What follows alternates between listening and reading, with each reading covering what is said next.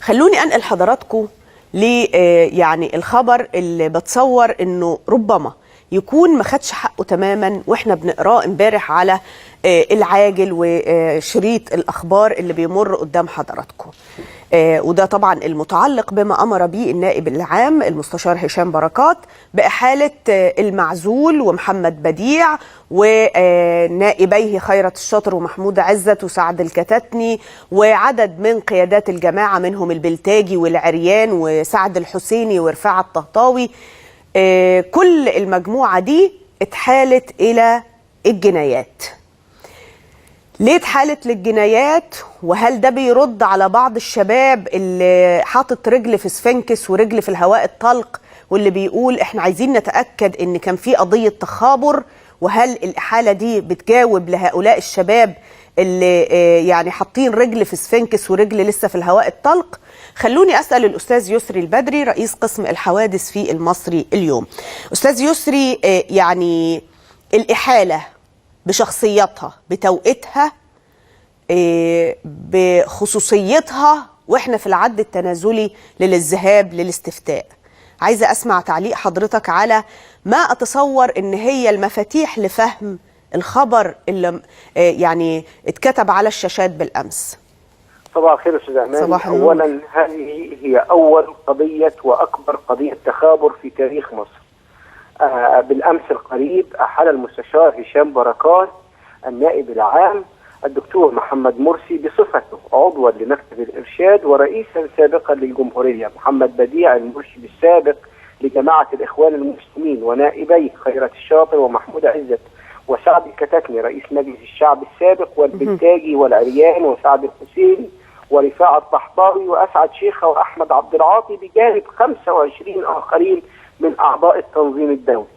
هذه الإحالة هي أكبر قضية تخابر في تاريخ مصر. الاتهامات هي أصعب اتهامات تواجه أي مصري أيا كان رئيس جمهورية سابق أو مواطن مصري ينتمي إلى هذا طبعا. الشعب. الاتهامات هي جرائم التخابر مع منظمات أجنبية خارج البلاد. سبب التخابر هو ارتكاب أعمال إرهابية داخل البلاد.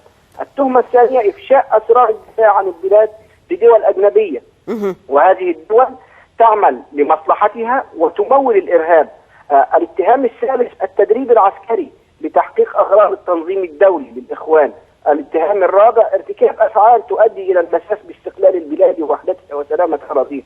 هذه الاتهامات الصلبة التي أحالت بها النيابة العامة الموقرة بالأمس أعضاء التنظيم، أعضاء تنظيم الإخوان الذي تمكن من مصر خلال العام الماضي. هذه القضية ليست جديدة.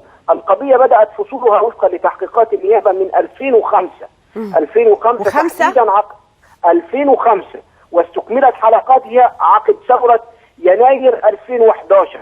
هذه هي من ضمن المفاجآت. هذه دي مفاجأة من العيار الثقيل، لأنه يعني حتى أنا مع كل اللي بقعد أذاكره ده أنا ما انتبهتش ليها في 2005. ممكن توضح لنا شوية؟ القضية بدأت بعقب ما عرف باسم ميليشيات جامعة الأزهر. تمام. كان هناك رصد من الأجهزة السيادية عقب التنظيم المسلح الذي ظهر في جامعة الأزهر.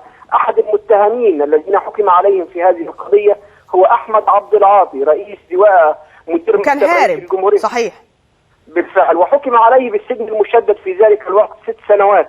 أين ذهب عقب هذا الحكم؟ أحمد عبد العاطي هرب إلى تركيا، التقى بعض المسؤولين في CIA والFBI والأجهزة السيادية. رصدت مكالمة بين المدعو عبد العاطي والرئيس السابق بصفة عضوا في مكتب الإرشاد.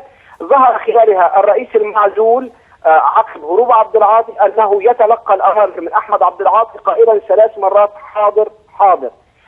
من هذه بدأت هذه القضية. سيتساءل البعض لماذا الدولة لم تمنع محمد مرسي من الترشح للانتخابات الرئاسية؟ فصول القضية لم تكتمل وقت الانتخابات الرئاسية، وأيضا قصة الانتخابات الرئاسية كان لها دور بارز في هذه القضية وفي تحقيقات النيابة العامة التي باشرت هذه القضية، لأنهم كانوا يخططون لإقامة إمارة إسلامية مقرها في سيناء، وأنهم كانوا سيحدثون أعمال عنف وأعمال تفجير وأعمال تخريب في حالة عدم إعلان المستشار فاروق سلطان فوز الدكتور محمد مرسي. هذا ما جاء في التحقيقات. أيضا التحقيقات كشفت أنهم يعني في تهديد مورس على القضاء المصري لإعلان النتيجة لصالح مرسي.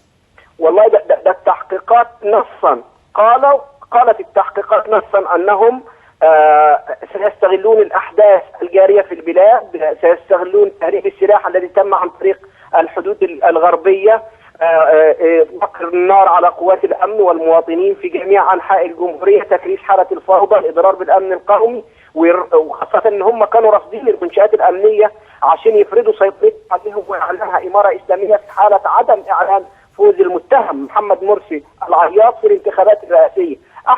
نحن الآن أمام متهم. حتى هذه اللحظة القضاء المصري لم يقل كلمته سواء بالإدانة أو البراءة، ولكن بأمر الإحالة الصادر من النائب العام هو متهم بأصعب الجرائم. التخابر مع حركة حماس، حركة المقاومة الإسلامية، وهي الذراع العسكري للتنظيم الدولي للإخوان، حزب الله اللبناني وثيق الصلة بالحرس الثوري، تنظيمات أخرى داخل وخارج البلاد. في مصر يا أستاذ أماني 17 تنظيم مسلح موجودين الآن يعبثون في مصر. 17 تنظيم مسلح. نتحدث عن أنصار بيت المقدس، عن جند الإسلام، جيش الإسلام الفلسطيني، المجاهدين، مجلس شورى المجاهدين. هذه التنظيمات المسلحة كانت كلها مركزها سيناء. تلقوا تدريبات أين؟ في غزة، في أماكن أخرى. أنصار الشريعة التي ارتبطت اسمها بالعشر خلايا إرهابية التي تم ضبطها خلال الفترة الماضية، إذا كنا نتحدث عن اغتيال المقدم محمد مبروك مسؤول ملف الإخوان، أو محاولة اغتيال وزير الداخلية، أو خلية مدينة نصر، أو الخلية التي تستهدف المنشآت العسكرية والمنشآت الشرطية في الإسماعيلية، كلهم هذه التنظيمات المسلحة خرجت من عباءة جماعة الإخوان المسلمين خلال الفترة الأخيرة. الرئيس المعزول هو من كان يرعى هذه العناصر التكفيرية، وهذه العناصر التي أرفض أن أسميها جهادية، عناصر تكفيرية مالت إلى تكفير الحاكم وتكفير الشرطة وتكفير الجيش. أيضا التحقيقات كشفت عن وجود تهريب كميات كبيرة من الأسلحة. طب عايز أسألك سؤال، في قائمة الاتهامات وفي قرار الإحالة التخابر يعني مع حماس ومين الجهات الأخرى؟ يعني هل وردت أسماء دول ما، أجهزة داخل دول ما؟ وردت أسماء قطر، تركيا، وردت أسماء كثيرة، لكن هذه القضية كانت في حوزة النيابة العامة وكان بها قرار بحظر النشر في هذه القضية. تمام. لكن عندما أحيلت هذه القضية ظهرت الغاز. إذا كنا نتحدث عن تدريبات حدثت في غزة، عن مساعدة من جماعة الإخوان المسلمين، أنا أتذكر من الذي سافر إلى إيران. سافر أسعد شيخة ورفاعة الطحطاوي والتقوا بالحرس الثوري الإيراني، وهناك لقاءات وقعت داخل مصر. اليوم نتحدث عن وجود ثبوت في التحقيقات أن عصام الحداد وأحمد عبد العاطي ورفاعة الطحطاوي وأسعد شيخة ومحيي حامد خلال فترة عملهم برئاسة الجمهورية أفشوا العديد من التقارير السرية المخصصة للعرض على رئيس الجمهورية بعلم الدكتور محمد مرسي، وسربوها إلى قادة التنظيم الدولي بالخارج وقادة الحرس الثوري الإيراني وحركة حماس وحزب الله كمكافأة لهم عن تنفيذ تلك العمليات الإرهابية. أيضا هذه التنظيمات قدمت مساعدات لجماعة الإخوان المسلمين. طيب عايزة أستوضح كمان نقطة، مين من شملهم قرار الاتهام موجودين في مصر، يعني قيد التحقيق وتحت طائلة القانون، ومين هارب؟ لدينا في هذه القضية 36 متهم الموجودين والمحبوسين، منهم 19 متهم محبوسين على ذمة القضايا. إذا كنا نتحدث عن محمد مرسي، عن بديع، عن الشاطر، عن الكتاتني، عن البلتاجي، عن عصام العريان، عن سعد الحسيني، عن أسعد شيخة، أحمد عبد العاطي.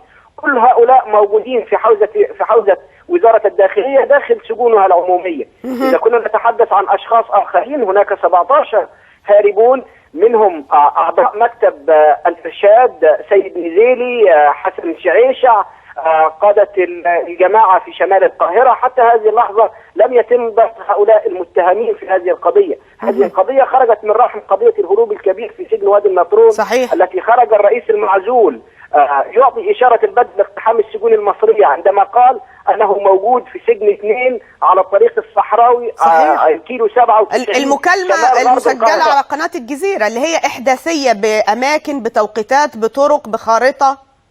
صحيح. بالفعل هذه القضية بدأت من هذه القضية. أيضا التحقيقات حتى لا أطيل عليك كشفت أن هناك مخطط ما يحدث الآن بقيام بأعمال تخريبية في سيناء واستهداف المنشآت وقائمة الاغتيالات موجودة فيها أنه عقب عزل الدكتور محمد مرسي، والجماعة سارعت عن طريق الاستعانة بهذه العناصر الإرهابية لإحداث أعمال تفجير واعتداءات على قوات الشرطة بهدف إرهاب الشعب. بشكرك أستاذ يسري. معلش يعني سامحني أن قطعت حضرتك، الحقيقة يعني فيض من المعلومات ربما نفرد له، لأنه الأيام الجاية هيكون بالتأكيد فيها تفاصيل كثيرة.